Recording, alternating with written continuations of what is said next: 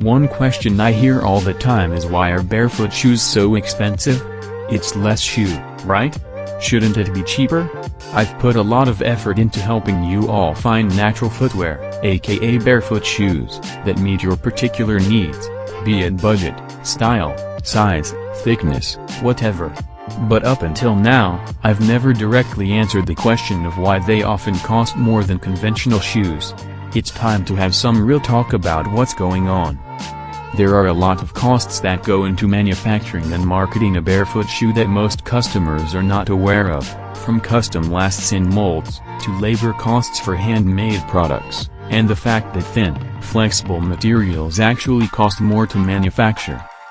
This post takes a deep dive into everything it takes to make and sell barefoot shoes, complete with thoughts from founders of well-known barefoot shoe brands. Background: small fish in a big pond.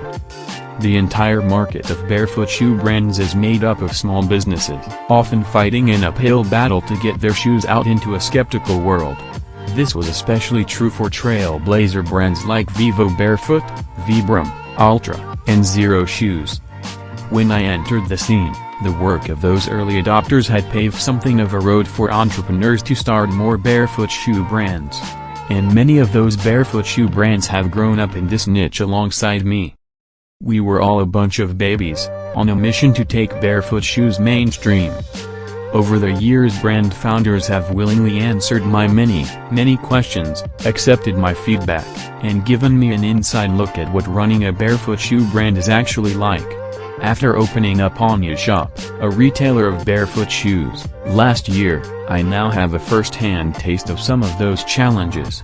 So without further ado, here's the no-nonsense take on why barefoot shoes cost as much as they do. Why are barefoot shoes so expensive? A lot of people get hung up on the materials used in barefoot shoes. For example, it's just a strip of leather with a rubber sole. How am I paying so much for this? Without realizing that barefoot shoe brands constantly battle increased costs every step of the way because what they are doing is different from the status quo. Below, I will outline the costs associated with developing and selling barefoot shoes and how they differ from conventional footwear. 1.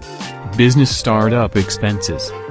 New barefoot shoe brands have to invest huge amounts of time and money before they ever open their doors for business. While all new businesses deal with some of these issues, keep in mind that barefoot shoe brands are not able to use many of the tried and true practices that others can. Here are just a few of the things new brands must navigate, often for years, before they sell a single shoe.